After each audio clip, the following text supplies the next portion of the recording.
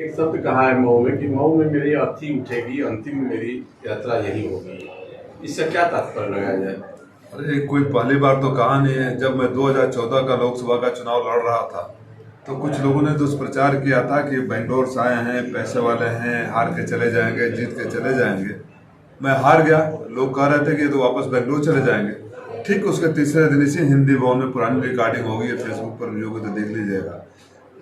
मैंने आकर उन लोगों को जवाब दिया था कि जो लोग ये कहते थे राजीव राय बिजनेसमैन है, हार के चले जाएंगे बेंगलोर, उनको मैं कहने आया हूँ कि मैं आपके दिल में रहने आया हूँ।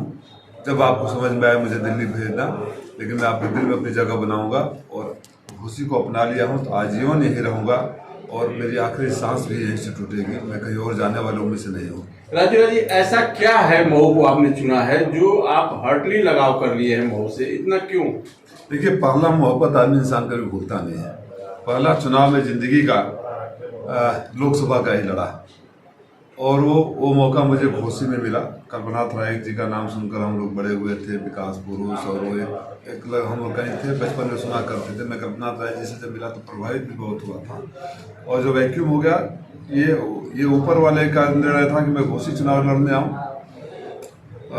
और जब यहाँ आया तो हारा जीता, लेकिन मुझे अब यहाँ का हर गली, मैं एक दिन आज से 8 साल पहले वो पटेल ढाबा पर हम लोग बैठे थे, 2-4 पत्रकार मित्र भी थे, स्कूल के बच्चे 5वीं 6वीं क्लास के, जब बस सामने से रुकी जाम में राजीव राय राजीव राय राजीव राय करने लगे।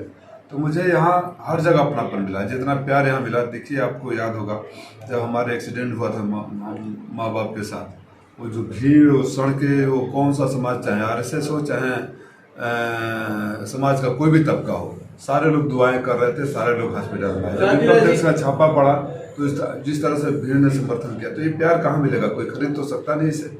राजीव जी, एक वक्त था जब आपको राज्यसभा का ऑफर मिल रहा था, तो फिर जब आपको राज्यसभा सांसद या लोकसभा सांसद बनने की तमन्ना है तो क्यों नहीं राज्यसभा सांसद का रास्ता? संजोग से आप उस जो ऑफर मिला था आप गवाह भी थे, तो ये कोई हवाई बातें नहीं है। मेरे गुरु जनेश्वर मिश्रा जी रहे हैं और एक दिन मुझे, मेरा कहने का मतलब, जब ऑफर आपको मिला समाजवादी संगठन की ओर से कि आप राज्यसभा का, वही मैं बता रहा हूँ। मेरे गुरु जनेश्वर मिश्रा रहे हैं और मैं दिल्ली में, आप लोगों को पता होगा, जब भी दिल्ली रहता था तो उन्हीं के पास रहता था। वो चलती फिरती पाठशाला नहीं, यूनिवर्सिटी थे। उन्होंने एक दिन मुझसे ऐसे ही अनायास कह दिया कि राजीव, आज के ज़माने में जब हम राजनीति करते थे और दौर था, आज का दौर और है और आने वाले वक्त में कोई और दौर होगा। अब सांसद, विधायक, मंत्री बनना कोई बड़ी बात नहीं है। जब भी बनना तुम जन नेता बनना, तुम्हारे अंदर जन नेता का गुण देखता हूँ। गुरु जी की 2 बातें, एक तो मेरे मरने के बाद कोई मेरा पुण्यतिथि नहीं मनाएगा, जन्मतिथि नहीं मनाएगा और ये गोष्ठी नहीं होगी, उसको मैं आज भी निभाता हूँ। आज भी दिल्ली में मैं करता हूँ। उस बात को आत्मसात कर लिया कि जब भी मैं जाऊँगा जनता के बीच से चुन के जाऊँगा, जनता के दुआओं पे जाऊँगा। मैंने देखा है कि राज्यसभा में बैकडोर से जाने वाले कहीं भी वो जनता के प्रति उतने जवाबदेह नहीं होते हैं। जनता की उम्मीदें तो बढ़ जाती है। एक आखिरी सवाल मेरा है कि आपको मौजूदा समय में बसपा प्रत्याशी बालकृष्ण चौहान भी आ गए हैं और भाजपा सुभाजपा गठबंधन से ओमप्रकाश राजभर के बेटे अरविंद राजभर आ चुके हैं। आप किसको अपनी चुनौती मानते हैं? किससे अपना लड़ाई मान रहे हैं आप? मेरा चुनाव यहाँ की जनता लड़ रही है।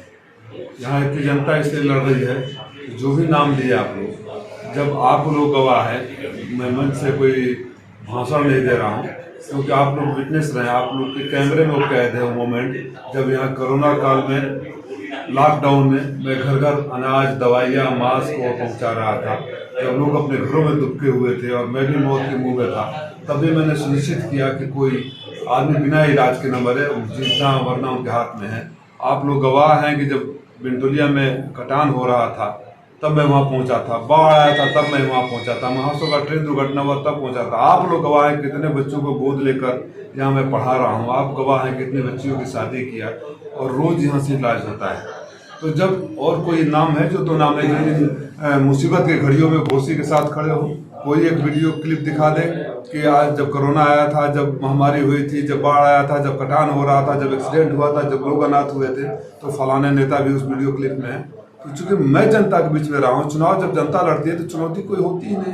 जनता के सामने उसको कौन चुनौती दे सकता है? ओपी राजभर में इतना उग्र था, उसके बाद भी उनका समाजवादी ने अपने में जोड़ लिया और बाद में फिर वही समाजवादी उनके खिलाफ हो गई वो समाजवादी के खिलाफ होगा। नहीं नहीं, जिस तरह का उनका भाषा और आचरण रहा है, जिसके परिणाम आज वो भोग रहे हैं, वो हमारे समाजवाद की संस्कृति से मेल नहीं खाता था। उनको कई बार राष्ट्रीय अध्यक्ष जी ने समझाने का प्रयास किया कि भाषा संयमित रखिए, राजनीति में विरोध होता है, इस तरह की भाषा का इस्तेमाल नहीं करते। आपने कभी अखिलेश जी को शालीनता के परिधि से बाहर जाकर बोलते हुए देखा है, और उनको अच्छा नहीं लगा तो चले गए। लेकिन उनको निकाला गया या चले गए वो छोड़ के? उनसे कह दिया गया कि अगर आप नहीं सुधरेंगे तो आप स्वतंत्र हैं, आप जहाँ चाहें वहाँ जा सकते हैं, या तो सुधर जाइए या तो चले जाइए।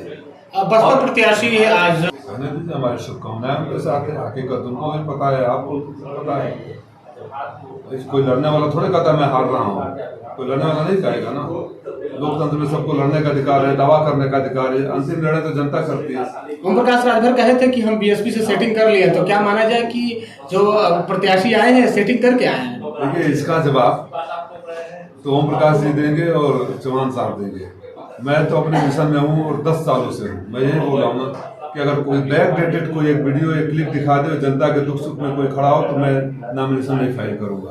कभी कोई नहीं रहा है, तो जनता के मैं सारे लड़ रहा हूँ, जनता मेरे साथ है। तो कौन क्या कहता है क्या नहीं कहता है उसको परवाह कौन करे, क्यों करे? क्या लग रहा है कितना